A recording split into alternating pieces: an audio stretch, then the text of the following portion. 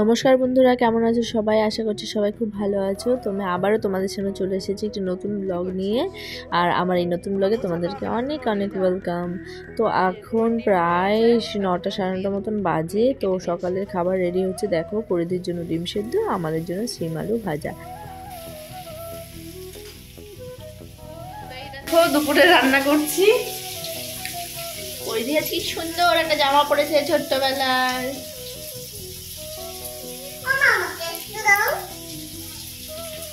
তারা হুড়ো করে রান্নাটা বসাবে।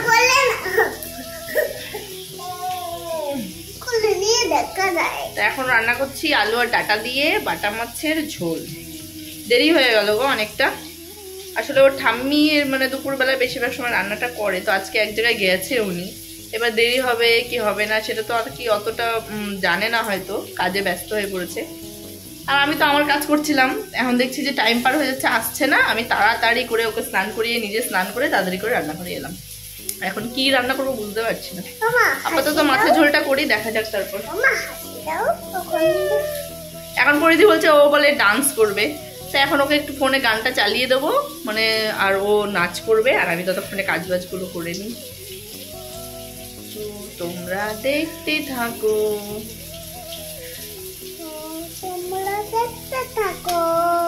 তরকারি পুড়ে যাচ্ছে। নাম গান চালিয়ে দিচ্ছি। গান চালিয়ে তোমার চুড়িগুলো কোথায় গেছে সেটা বলো। এদিকে আমি বলছি কি, তোমার হাতের চুড়িগুলো কোথায় কোথায় চলে গেছে? চুড়ি তো আর হাত আর পা নেই যে চলে যাবে একা একা। কোথায় গেল, কোথায় সেটা তুমি আমাকে বলো, আমি সেখানে যাবো খুঁজতে।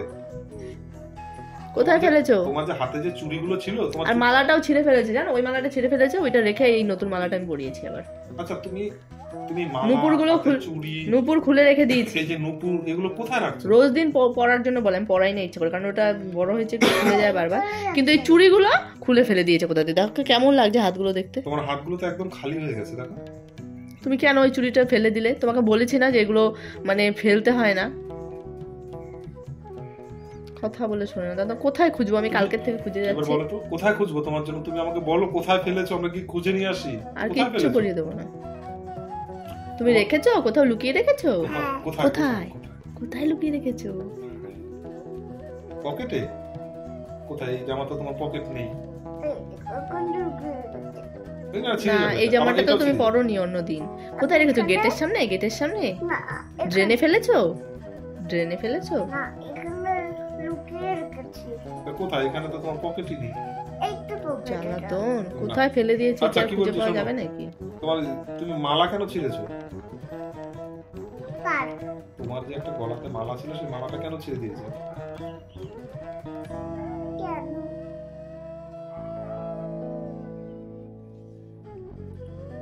কি ভাবছো এটা? ও আচ্ছা, তুমি ভাবছো কোথায় রেখেছো। মনে করার চেষ্টা করো। হ্যাঁ, মনে করো। মনে পড়লো কিছু? হ্যাঁ। চোখ বন্ধ করো। কি মনে পড়লো বলো? চুড়ি। কোথায় রেখেছো চুড়ি? চলে গেছে ওখানে। কে নিয়ে গেছে তোমার চুড়ি? জুজু নিয়ে গেছে। জুজু? হ্যাঁ। ও, তখন তুমি অন্ধকারে ছিলে? হ্যাঁ। তো তোমাকে নিয়ে যায়নি?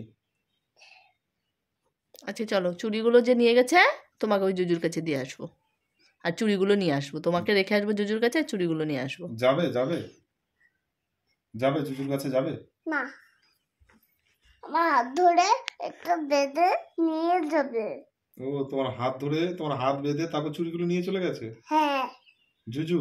হ্যাঁ। কেমন দেখতে জুজুটাকে? ভালো দেখতে না, এটা পচা জুজু। পচা জুজু? গায়ে গন্ধ ছিল? হ্যাঁ। বডি স্প্রে তাহলে একটু লাগিয়ে দিতে তুমি। তোমারও তো কথা, মেয়েকে শাসন করবে। চুড়িগুলো হারিয়েছে, শাসন না করে ওর সঙ্গে মজা করছে। তো তোমরা অনেকেই পরিধির বাবাকে মাঝে মাঝে দেখে অবাক হয়ে যাও, তো এইরকম অবাক আমরাও হই, কারণ ও হুটহাট করেই আমাদেরকে না বলে বলে এরকম করে বাড়ি চলে আসে। আর সেটারও একটা কারণ আছে, কারণটা হচ্ছে এটাই, ওর যেহেতু এখন কাছাকাছি পোস্টিং, তোমরা তো জানোই অনেকে ওর বাড়ার সাথে পোস্টিং, আর ওকে হচ্ছে ও যেহেতু লোকাল ছেলে এখানকার সমস্ত কিছু চেনে, তাই ওকে এমন এমন ডিউটি মাঝে মাঝে দেওয়া হয় যেগুলো আর কি ওর বাড়ির কাছাকাছি। তো ও ওই জন্যই ফাঁকা পেলে তখন পুশ করে একটু বাড়িতে চলে আসে, এসে দেখা করে যায় আমাদের সাথে।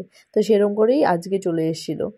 তো চলো আজকের রাতটা থেকেও কালকে সকালবেলা আবার মানে ভোরবেলা চলে যাবে, বিকেলবেলা এসে। তো আমরা আজ গেছি একটু মানে কাঁঠালতলায়, আমার আজকে যাওয়ারই কথা ছিল, কারণ আমি একটু ডাক্তার দেখাতে যাওয়ার কথা আজকে আমার, যেহেতু গলায় আমার ব্যথা হচ্ছে, তোমাদেরকে তো বলেইছি যে আমার প্রচণ্ড গলায় ইনফেকশন হয়েছে, ব্যথা হয়েছে জিভের মধ্যে, সেই জন্য ডাক্তারের কাছে তারপর একসাথেই গেছিলাম। পরিদিকে নেবো না ভেবেছিলাম, ও এমন বায়না করছিল, লাস্টে ওকেও নিয়ে যেতে হলো। তো নিয়ে গিয়ে দেখো এই যে এখানে আমাদের একজন পরিচিত লিসাদি নতুন দোকান খুলেছে কসমেটিক্সের কাঁঠালতলাতে।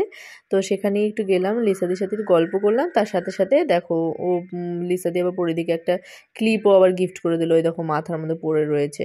হ্যাঁ, বারণ করলাম, তারপরেও জোর করে দিয়ে দিল। তো ওখান দিয়ে তারপর আমরা যাব একটু সবজি বাজারে। পরিধির বাবা সকালবেলা আবার একটু মাছ নিয়ে যাবে রান্না করে, মানে ওর জন্য।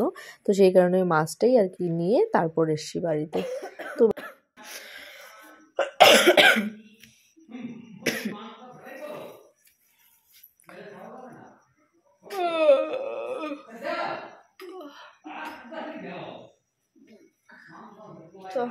খাওয়াবো, চল। দেখো গেছিলাম একটু ডাক্তারের কাছে, 2 দিন বাদে বাদে শুধু ডাক্তারের কাছে যাই, ওষুধ নিয়ে এলাম, দেখা যাক কি হয়। প্রচন্ড গলা ব্যথা, গলার ভিতরে পুরো ইনফেকশন হয়ে গেছে জিভের মধ্যে, কি বলবো, এরকম দানা দানা দানা দানা উঠেছে লাল। আমি বারবার ফোন দিয়ে দেখছি, আর ব্যথা ঠিক করে খেতে পারি না, ঢোক গিলতে পারি, ছি নোংরা এটা।